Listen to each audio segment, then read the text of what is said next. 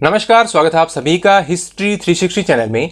मैं Ravi कुलडिया, history lecture Rajasthan से। आज के इस वीडियो में मैं रिव्यू करूंगा सौरभ कुमार चौबे की नई पुस्तक भारतीय इतिहास एवं संस्कृति का, जो कि यूनिवर्सल पब्लिकेशन की ओर से आती है। इसमें भारत का प्राचीन इतिहास और भारत का मध्यकालीन इतिहास दिया गया है। हालांकि लेखक की ओर से मध्यकालीन इतिहास की अलग पुस्तक आती है और प्राचीन भारत के इतिहास की अलग बुक आती है, जिनका रिव्यू मैं पिछले साल ही कर चुका हूँ। इनका रिव्यू आप देख सकते हैं प्लेलिस्ट में जाकर। आपको इतिहास की लगभग 100 पुस्तकों के रिव्यू वहाँ पर मिल जाएंगे, क्योंकि मैं दूसरे सब्जेक्ट की बुक के रिव्यू बहुत ही रेयर केस में करता हूं, कभी करता नहीं, लेकिन मैं सिर्फ इतिहास के रिव्यू करता हूं। तो बहुत सारी बुक्स के रिव्यू आपको प्लेलिस्ट में मिल जाएंगे, टीचिंग वीडियोस में मिल जाएंगे। अब इस बुक की बात करेंगे। जैसा कि लेखक ने लिखा है, ये प्रांतीय और संघ लोक सेवा आयोग के लिए इंपॉर्टेंट है, यानी सिविल सर्विसेज के लिए लिखी गई है।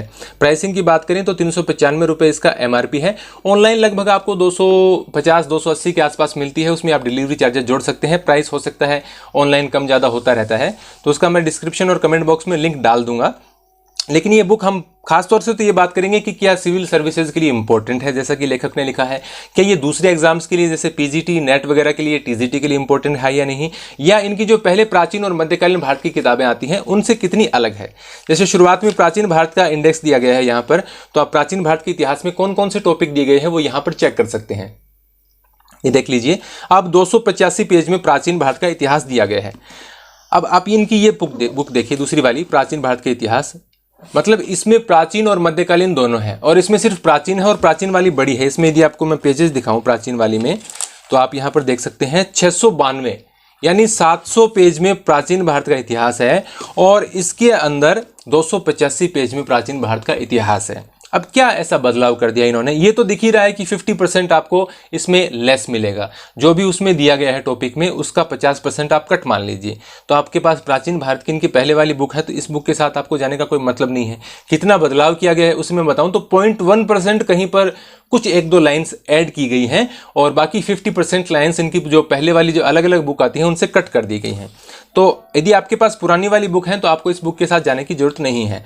बात करें सिविल सर्विसेज के एग्जाम के लिए, तो मैं आपको इसके टॉपिक्स दिखा देता हूं। जैसे प्राचीन भारत के इतिहास का दिखाता हूं मैं आपको क्लोज से। जैसे ये आप देखिए, स्रोत दे रखे हैं यहाँ पर, और फिर मैं आपको जैसे पाषाण काल वगैरह और ये दिखाता हूं। जैसे ताम्र पाषाणिक संस्कृति है। अब आप देखिए, ताम्र पाषाणिक संस्कृति में ये मैटर है। अब आप यदि यूपीएससी का पेपर उठाकर देख लीजिए, जीएस का उठा लीजिए, हिस्ट्री ऑप्शनल का उठा लीजिए, आपको लगता है कि उसके जो आंसर हैं वो इससे लिखे जा सकते हैं? आपको मेरी बात मत मानिए, आप ये सर्च कर लीजिए कि हिस्ट्री ऑप्शनल 2021 का जो 2020 के 2019 के जो पेपर हैं वो आप चेक कर लीजिए, और उससे यदि ताम्र पाषाणिक संस्कृति या नवपाषाण और मध्य पाषाण काल के क्वेश्चन यदि आप सब इससे सरल कर पाते हैं तो आप बताइए मुझे कमेंट के अंदर।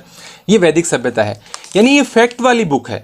अब फैक्ट वाली बुक आप यूपीएससी के लिए, प्री के लिए मान सकते हैं कुछ हद तक, कि प्री के लिए ठीक है।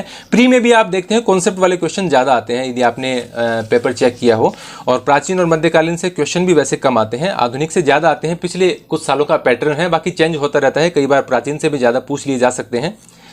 तो फैक्ट वाली बुक है। इनकी जो पहली वाली बुक है वो भी फैक्ट से रिलेटेड है, हालांकि वो थोड़ी बड़ी बुक है, तो उसमें कुछ आपको एक्स्ट्रा थ्योरी मिल जाती है, कॉन्सेप्ट वगैरह थोड़ा सा ठीक हो जाता है। लेकिन इस बुक से यदि आप कॉन्सेप्ट क्लियर करके, और आप सोचते हैं कि आप जीएस का पेपर यूपीएससी के अंदर या हिस्ट्री ऑप्शनल का पेपर इससे कर सकते हैं, बिल्कुल भी नहीं कर पाएंगे। आप 5 क्वेश्चन भी नहीं कर पाएंगे। और क्यों नहीं कर पाएंगे वो आप इसमें चेक कर सकते हैं, मैं कोई झूठ नहीं बोल रहा।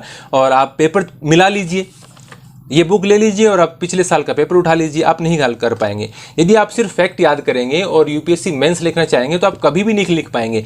सौरभ चौबे हो, पप्पू सिंह प्रजापत हो, कोई भी लेखक हो, जो भी फैक्ट्स वाली बुक लिखता है, यदि वो ये सोचता है कि वो उसके ऊपर लिख दे कि यूपीएससी के लिए है, ऐसे नहीं होती। यूपीएससी के लिए, प्री के लिए हो सकती है, मेंस के लिए बहुत ही जो कॉन्सेप्ट क्लियर करने वाली डिस्क्रिप्टिव बुक होती है वही काम आती है। इसीलिए जो अभी तक जो पुरानी बुक्स चलती आ रही हैं, विपिन चंद्र की, सतीश चंद्र की, आर एस शर्मा की, जेएल मेहता की, वो बुक्स यूपीएससी के लिए अभी भी रिकमेंड की जाती हैं। उपिंदर सिंह आज भी रिकमेंड की जाती है। उसमें सिर्फ ऐसे फैक्ट्स नहीं दिए गए हैं।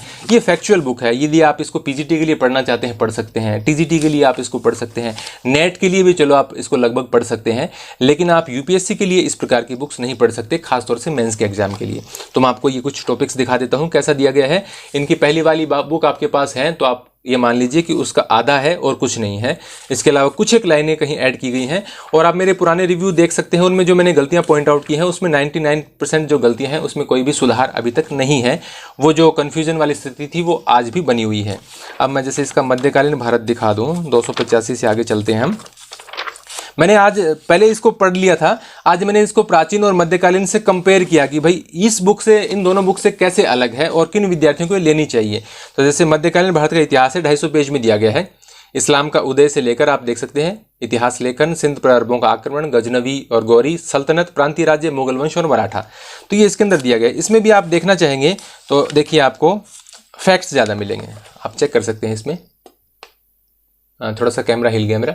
फैक्ट्स आप देख सकते हैं, फैक्ट्स दिए गए हैं। तो आप टीजीटी वगैरह के लिए आप इसको पढ़ सकते हैं। पीजीटी में भी आपको थोड़ा सा ज़्यादा डेप्थ की जरूरत है, ज़्यादा नॉलेज की जरूरत है। और यदि मैं इसको कंपेयर करूं, जैसे आर्य कंपटीशन टाइम की बुक आती है, फैक्ट वाली बुक, तीनों काल के लिए, तो लगभग आधे टॉपिक आपको इसमें ऐसे मिलेंगे प्राचीन और मध्यकालीन में जिसमें आपको आर्य से थोड़ा सा ज़्यादा फैक्ट मिल सकते हैं, जबकि आधे टॉपिक आपको आर्य में ऐसे मिलेंगे जिसमें इससे ज़्यादा फैक्ट दिए गए हैं। तो उसमें प्राचीन, मध्यकालीन और आधुनिक तीनों आते हैं। तो आपको यदि फैक्ट वाली ही बुक कोई पढ़नी हो तो आप आर्य कॉम्पिटिशन टाइम के साथ जा सकते हैं। पिछली बुक उनकी इतनी बढ़िया नहीं थी, लेकिन उनका जो पिछले साल नवंबर में नया एडिशन आया था उसके बाद फैक्ट के मामले में शायद सबसे अच्छी बुक मानी जाती है। या उससे बाद में टक्कर की बात करें तो किरण कॉम्पिटिशन टाइम आती है। तो फैक्ट ही आपको पढ़ना है तो आप आर्य से पढ़िए, और आपको थोड़ा सा डिटेल में पढ़ना है तो आपको मैं बहुत सारी बुक्स बताता रहता हूँ, आप चेक भी कर सकते हैं। हर काल के लिए मैंने 20-20, 25-25 पुस्तकें रिव्यू की हैं, तो वो आप प्लेलिस्ट में जाकर देख सकते हैं। मैं इतिहास की बुक के रिव्यू करता हूँ, कम से कम लगभग 90 के करीब बुक्स के रिव्यू मैं कर चुका हूँ। और भी बहुत सारी बुक्स के मैं रिव्यू करता रहता हूँ, क्योंकि मैं हिस्ट्री पढ़ाता हूँ तो हिस्ट्री मुझे आती है। अब मैं ज्योग्राफी की बुक का रिव्यू करने लगूँ वो कोई मतलब वाली बात नहीं है। पेज दिखा दिया, प्रिंट दिखा दिया। अब प्रिंटिंग की बात करें तो इसमें देखिए, ये आप देख ही पा रहे हैं इतनी देर से, आपकी बार पिंक कलर का इस्तेमाल किया गया है। प्रिंटिंग में कोई इशू नहीं है, आराम से आप फॉन्ट्स वगैरह पढ़ सकते हैं। अच्छी दिखने में अच्छी है बुक, लेकिन इनकी प्राइसिंग बहुत अच्छी रहती है। इनकी हमने जो अभी एक, मैंने आपको मल्टीपल चॉइस क्वेश्चंस के लिए जो एक सोल्ड पेपर्स के इनका जो बताया था मैंने आपको, जिसमें सिर्फ एमसीक्यूज दिए गए हैं, उसकी भी प्राइसिंग बहुत कम थी। इसकी भी प्राइसिंग काफ़ी कम है। तो अन्य जो प्रतिस्पर्धी लेखक हैं उनकी तुलना में इनकी प्राइसिंग बहुत अच्छी रहती है, जो कि मेरे को एक अच्छी बात लगती है, क्योंकि ऐसा महंगाई का ज़माने में यदि आपको पुस्तकें कम मूल्य में मिल पाती हैं तो विद्यार्थियों के लिए एक अच्छी बात होती है। तो प्राइसिंग इसकी अच्छी है, प्रिंटिंग इसकी अच्छी है, लेकिन मैं इस बुक से प्रभावित नहीं हुआ, क्योंकि ये यूपीएससी के लिए कही गई है। जबकि यूपीएससी में आप प्री के लिए भले ही आप इसको पढ़ पाएँ, क्योंकि प्राचीन मध्यकालीन से अधिक क्वेश्चन नहीं आ सकते, तो आप इस प्री के लिए पढ़ सकते हैं, लेकिन मेंस के लिए आप बिल्कुल भी इस बुक पे भरोसा नहीं कर सकते। और यदि आपके पास इनकी पुरानी बुक्स हैं, पीजीटी या नेट जेआरएफ वगैरह के लिए आप इनकी ये बुक्स पढ़ते हैं, तो आप यही पढ़िए। इनसे इसमें बहुत ही कम मैटर दिया गया है, लगभग आप मान सकते हैं कि 50% कट कर दिया गया है। और आजकल इतनी सारी प्रतिस्पर्धा है, बहुत सारे लेखक नई नई बुक लेकर आते रहते हैं, तो इनसे अच्छी बुक मार्केट में उपलब्ध है। आपको चाहिए जो आपके एग्जाम में सफलता दिलाने में ज़्यादा से ज़्यादा योगदान दे सके। तो ये था मेरा रिव्यू सौरभ कुमार चौबे की पुस्तक भारतीय इतिहास एवं संस्कृति का। खासतौर से जो संघ लोक सेवा आयोग के लिए जो पुस्तक बताई जा रही है उसके लिए इतनी इंपॉर्टेंट नहीं है। अन्य एग्जाम्स के लिए आप इनकी, सौरभ चौबे की पुस्तकें आपको अच्छी लगती हैं तो आप इनकी प्राचीन और मध्यकालीन भारत की जो अलग से बुक आती हैं वो आपके पास हैं, बहुत से विद्यार्थी रखते हैं, पढ़ते भी हैं, पॉपुलर भी है इनकी किताबें, उनके साथ आप जा सकते हैं, उनको पढ़ सकते हैं। और उनसे भी बेहतर किताबें भी मार्केट में उपलब्ध हैं जिनका मैं समय समय पर रिव्यू करता रहता हूँ। तो आप खुद विचार कर लीजिए। और यूपीएससी के लिए क्यों इंपॉर्टेंट नहीं है उसके लिए मैंने अपने कारण बताए हैं। धन्यवाद।